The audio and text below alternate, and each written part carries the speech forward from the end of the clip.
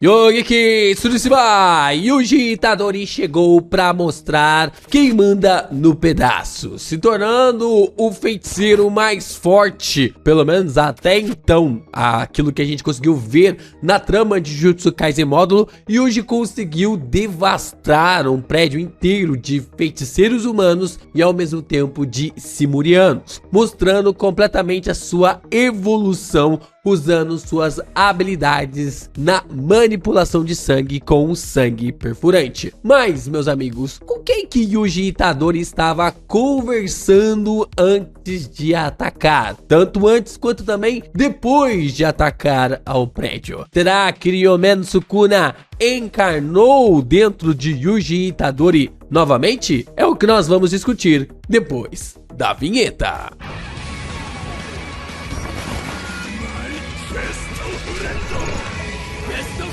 Em uma das maiores utilizações de manipulação de sangue da trama de Jujutsu Kaisen, e eu vou tentar narrar esse vídeo com a minha garganta, a gente conseguiu ver realmente o Yuji com uma evolução inacreditável. Nós terminamos a obra principal já dizendo que Yuji Itadori seria mesmo um personagem, na verdade, teria um potencial muito maior do que qualquer outro feiticeiro que já havia pisado na Terra. O Naomi já havia falado isso, de que o Itadori tinha potencial para ser tão forte quanto também ali o Ryomen Sukuna. Nós observamos ali que o potencial do Yuji era maior do que de Satoru Gojo. Por mais que o Yuji não tenha terminado o mangá mais forte que o Yuta, ele tinha potencial para se tornar alguém mais forte do que o Yuta, tanto potencial quanto também força de vontade para se tornar alguém mais forte do que o Yuta. Então tudo isso foi segmentando ainda mais camadas pra gente entender que o Itadori realmente se tornaria esse monstro que nós vimos no capítulo 19 de Jujutsu Kaisen módulo. Isso só com a manipulação de sangue, porque como nós vimos no capítulo, o Itadori com a manipulação de sangue, através do sangue perfurante, ele não consegue só disparar um vetor, ele dispara vários vetores. Aqui, sei lá, tem pelo menos uns 15, 20 vetores que ele consegue espalhar. E caraca, ficou muito legal essa quadrinização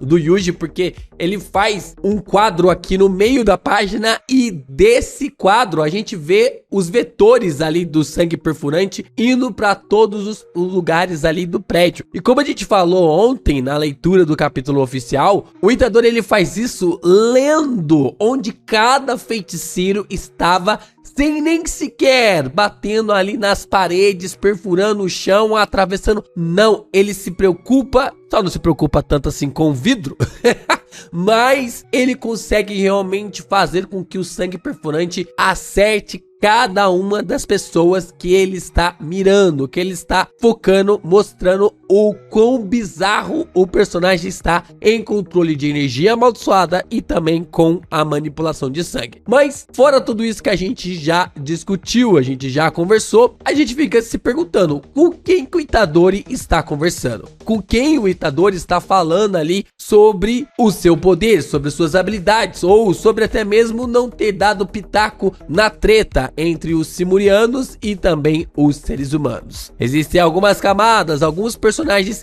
que podem ser bem interessantes que a gente pode vir a discutir aqui, principalmente Ryomen Sukuna. Meus amigos, a chegada de Yuji Itadori está sendo narrada aqui no canal faz muito tempo. Com o fim das 72 horas, finalmente o nosso protagonista, ou pelo menos o antigo protagonista, deu as caras para mostrar o seu verdadeiro poder, a sua verdadeira habilidade. E é importante também você deixar o seu like, se inscrever aqui no canal e também compartilhar os nossos conteúdos por aí. A gente está chegando na nossa marca de 160 mil inscritos. Este mês a gente vai fechar janeiro com 160 mil e vamos também chegar até o final do ano, dia 31 de dezembro, com 200 mil inscritos. Eu acredito que a gente vai conseguir bater nossa marca, bater a nossa meta de 200 mil inscritos. Então você também pode fortalecer o canal do Geek Brasil dessa forma, ou fazendo parte aqui do nosso clube, do nosso ponto da escola Jujutsu, você contribuindo aqui pro canal com valores acima de 50 reais, ou dando aqui o valor na chincha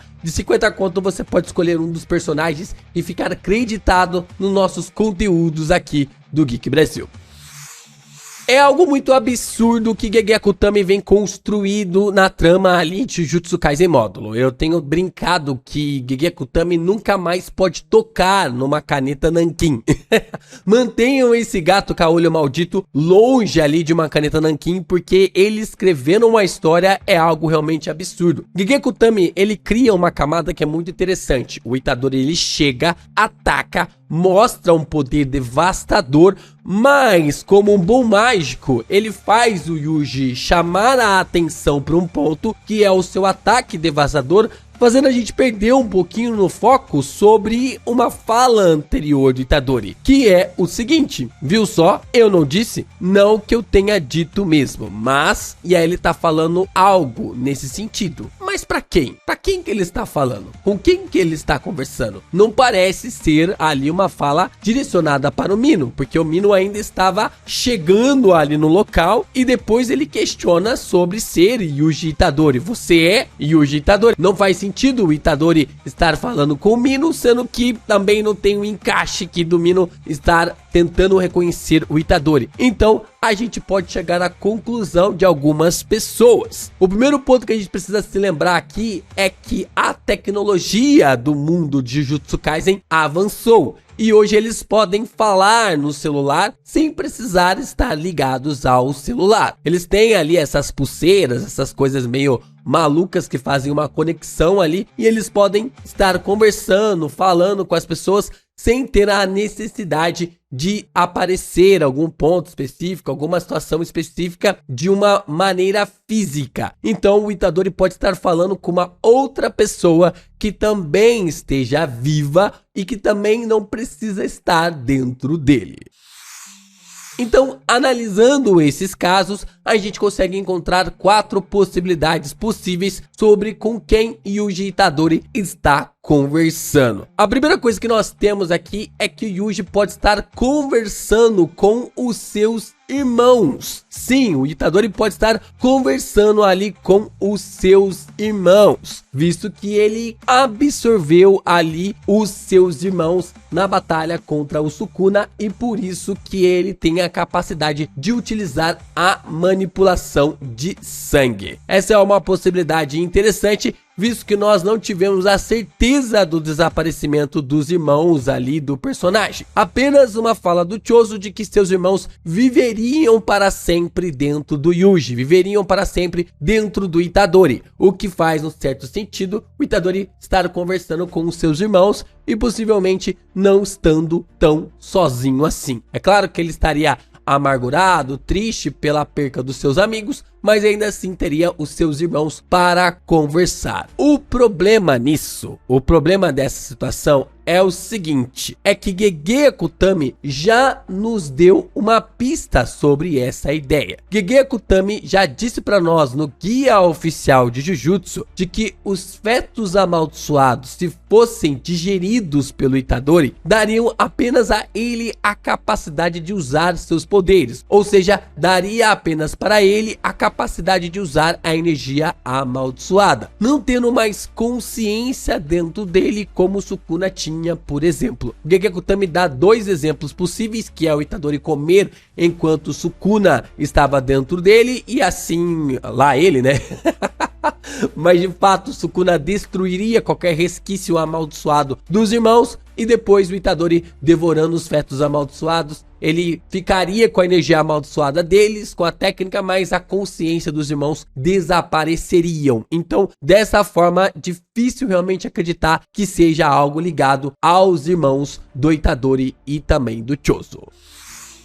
Bom, se o Itadori estiver falando no telefone, existem 2 pessoas que ele pode estar conversando. A primeira é que seja ali Iori Okutsu, o que faz um total sentido, visto que ele desapareceu e provavelmente vendo que os seus filhos estavam na reta do perigo ali, Iori provavelmente teria tentado entrar em contato com o Yuji Itadori. Vocês lembram que alguns dias atrás a gente trouxe um vídeo falando como o Itadori quase falou ali para o Okutsu, né, para o Iori, de que não tava nem aí? sobre o medo dele de algum personagem, de algum feiticeiro mais forte aparecer? Então, a gente explicou nesse vídeo que a fala como o Yuji ele acaba passando ali para o filho do Yuta é uma fala quase como se fosse algo, não vou dizer desrespeitoso, mas ao mesmo tempo que ele é desrespeitoso, você só usa com pessoas que você é íntima. É tipo você chegar pra uma pessoa que você é íntima e você tá brincando com ela e você falar, vai se ferrar, mano, sabe? Tipo, vai se ferrar. E aí outra coisa é quando você não é íntimo da pessoa e você manda a outra pessoa se ferrar. Tem um contexto diferente aqui na linguagem em português. Agora, no caso, para o Itadori ter falado isso para o filho do Yuta, o Yori, ele teria que ser íntimo do Itadori. Tipo o que a Nobara é do Itadori, o Fushiguro é do Itadori. Então, o Itadori, eu não vejo falando essa fala de que tá nem aí. E eu falo no sentido japonês, que é grosseiro, a maneira como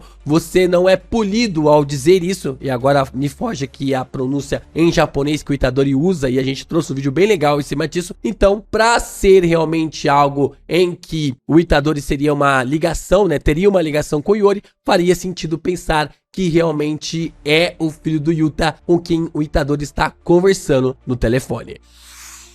E a outra pessoa que o Itadori está conversando pode ser o Fushiguro. Se o Fushiguro está vivo, existe uma grande chance dele ainda estar conversando com o Yuji. Nós já trouxemos um vídeo aqui no canal, já falamos aqui sobre as nossas apostas, tanto para a Nobara quanto também para o Fushiguro. Nós apostamos que a Nobara estava viva e a Nobara estava envelhecida. E foi exatamente isso que aconteceu. A Nobara apareceu viva, envelhecida, mas que ela mesma já disse para o Itadori que não iria desistir. Da mesma forma, assim como a energia amaldiçoada do Sukuna afetou o Itadori, a gente não sabe direito o que fez o Itadori ficar vivo de forma eterna, mas uma das coisas que a gente acredita é que a energia amaldiçoada do Sukuna fez com que o Itadori se tornasse também ali um objeto amaldiçoado ambulante. Se isso afetou o Itadori, provavelmente afetou o Fushiguro também. Claro, em um grau menor, né? Numa quantidade ali menor, visto que o Sukuna ficou muito mais tempo no corpo do Itadori, fora que o Itadori ficou com o dedo do Sukuna dentro dele, lá ele mais uma vez, desde o seu nascimento. Então é claro que o Yuji vai ter mais resquícios através desse não envelhecimento do que o Fushiguro, mas ainda existe uma possibilidade do Itadori estar conversando com o Fushiguro. E por que essa pessoa não pode ser a Nobara? Por que a pessoa com que o Itadori está conversando não pode ser a Nobara? Porque ela já apareceu dizendo que não sabe da localização do Itadori. Ah, LP, mas talvez a Nobara ela tenha falado isso antes, agora tenha mudado. Não, eu não acho que tenha mudado, porque senão eles iriam esperar para revelar a Nobara neste exato momento em que o Itadori está conversando com alguém. Como o Megumi ainda não apareceu, então ele é um bom candidato para estar conversando com o Yuji. E esse ponto é algo muito interessante para o vídeo que a gente vai trazer aqui amanhã no canal. Então vamos falar da possibilidade do Sukuna estar vivo dentro do Itadori. Talvez seja o Sukuna em que o Itadori esteja conversando. O Yuji, como nós sabemos, ainda possui a energia amaldiçoada do Sukuna dentro de si, o que poderia ter encarnado ou mantido o Sukuna ali, para que o personagem consiga conversar, falar, ou coisa do tipo. Ah, ele está dizendo que o Sukuna virou um divã agora. Virou o psicólogo do Itadori. Não, não é bem isso. O fato da energia amaldiçoada do Sukuna poderia fazer com que ele manifestasse a sua consciência dentro do Itadori. É um conceito interessante, mas meus amigos, como nós aprendemos, o dedo do Sukuna, o último dedo, ele não possui mais uma energia amaldiçoada suficiente para que o Sukuna reencarnasse, para que o Sukuna realmente viesse a ter ali uma aparição, uma nova aparição. Mas de fato, as chances do Sukuna reaparecer da forma como ele era quase nula, a não ser que o Gegakutami invente aí uma outra parada, um outro conceito ali de alinhamento, de sincronização, mas enquanto nós tivermos apenas esses detalhes, é praticamente nulo as chances do Sukuna reaparecer na trama. O Sukuna se recusou a viver dentro do Itadori e, se bobear, ainda está procurando um caminho para reencarnar. Eu não sei quanto tempo leva para uma pessoa reencarnar em Jujutsu Kaisen,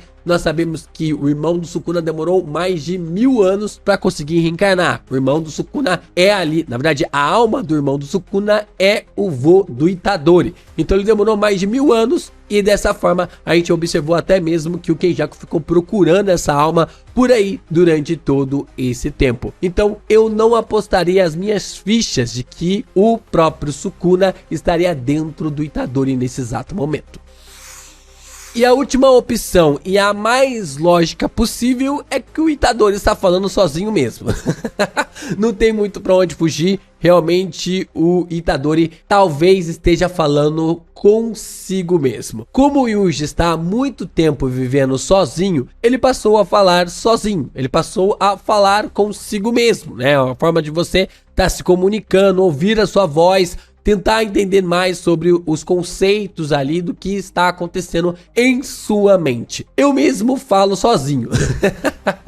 Porque a maioria do dia eu fico aqui sozinho em casa, né? A senhora LPA trabalha fora, então eu acabo falando sozinho aqui comigo, vou trocando algumas ideias e tal. Pode parecer papo de maluco, mas não sei, talvez seja normal, talvez não seja, não sei.